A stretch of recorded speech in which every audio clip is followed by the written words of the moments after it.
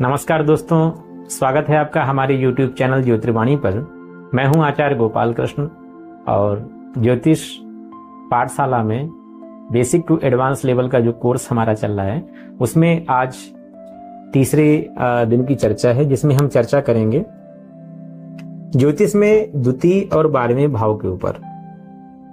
बहुत लोगों को इसमें कन्फ्यूजन होती है, बहुत सारे लोग इस पे प्रश्न करते हैं, उनके मैसेजेस आते हैं कि आखिर क्या ऐसा है द्वितीय और 12वें भाव में जिनके बारे में कहा जाता है कि ये ग्रह अपना फल नहीं देते हैं, अर्थात इनकी दूसरी राशि जहां पड़ती है उसके हिसाब से इनका फल देखा जाता है। नियम ये कहता है लग्नाद व्यय द्वितीयेषु परेशान साहचर्यता स्थानांतरानुगुण्येन भवतः योगदायको, अर्थात लग्न से द्वितीय भाव ये हो गया और द्वादश भाव एक, जहां से गिन लीजिए 1 2 3 4 5 6 7 8 9 10 11 12, द्वादश भाव ये हो गया। इधर द्वितीय होता है, इधर द्वादश होता है। तो ये दो ऐसे भाव होते हैं जो कि अपना फल नहीं देते हैं। ये फल देते हैं परेशान साहचर्यता, इनकी दूसरी राशि जहां पे पड़ रही होती है या फिर इनका जो ग्रह होता है जिस ग्रह के साथ में होता है उसके हिसाब से ये फल देते हैं। बहुत से लोग जब रत्न वगैरह पहनाते हैं तो वहां भी उनको यही दिक्कत आती है। जैसे मान लीजिए ये कुंडली आपके सामने वृषभ लग्न है, ठीक है, और वृषभ लग्न में द्वितीय हो रहा है बुध, क्योंकि यहाँ पे द्वितीय भाव पे मिथुन राशि है तो द्वितीय भाव का स्वामी द्वितीय हो गया हमारा बुध। और बुध चूंकि द्वितीय भाव का स्वामी है और नियम ये कहता है लग्नाद व्यय द्वितीयेषु परेशान साहचर्यता, द्वितीय भाव अपना फल नहीं देगा, द्वितीय भाव फल तब देगा जब उसकी दूसरी राशि कहां पड़ रही है, वो स्थान कैसा है। तो यहां पर दूसरी राशि कहां पड़ रही है, त्रिकोण भाव पे। इसका मतलब त्रिकोण भाव को तो हमेशा ज्योतिष में शुभ माना जाता है, सर्वे त्रिकोण नेतारा ग्रह शुभ फल प्रदा। तो ऐसे में बुध हमेशा वृषभ लग्न की कुंडली में शुभ फल देगा, अच्छा प्रभाव देगा। दूसरी बात करें, बुध यहां पर अकेला है तो बुध भी शुभ है, तो बुध यहां पर अच्छा प्रभाव दे रहा है। ऐसे में वृषभ लग्न का व्यक्ति पन्ना पहन सकता है, बुध से संबंधित रत्न पहन सकता है।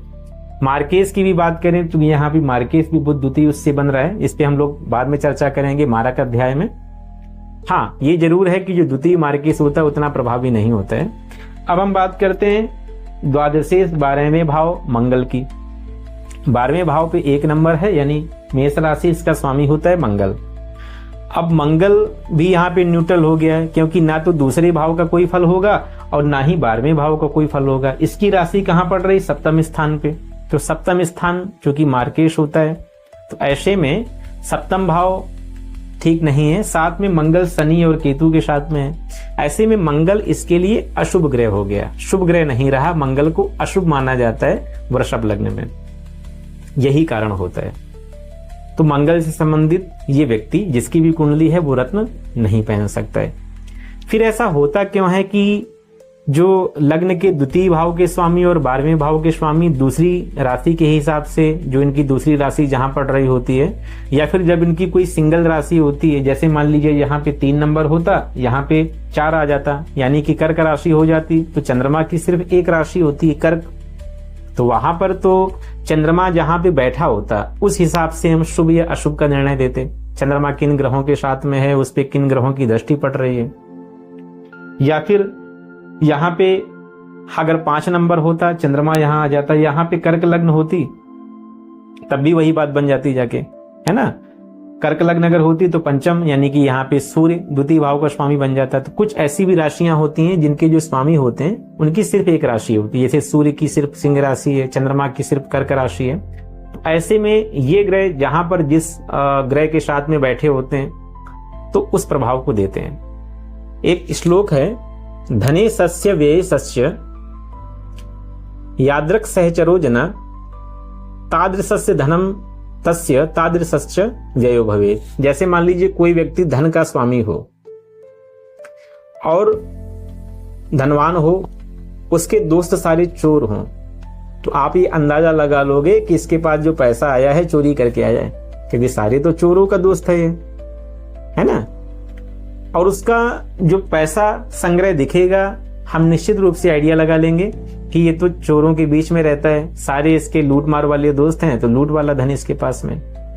वहीं पे व्यय की बात करें, व्यय अर्थात खर्चा करने वाला कोई व्यक्ति जिसके पास में पैसा हो और बड़ा खर्चीला हो, और खर्चीला होने के बाद में उसके जितने मित्र हों सारे के सारे गलत कामों में खर्च करने वाले हों, तो उनके साथ में रहेगा तो वो भी गलत कामों में ही पैसा खर्च करेगा, क्योंकि गलत लोगों के साथ में व्यय रहेगा तो गलत कामों में पैसा खर्च होगा। वहीं अगर उसके अच्छे दोस्त होंगे, पुण्य कार्यों में पैसा खर्च करने वाले होंगे, तो वो भी पुण्य कार्य में खर्च करेगा।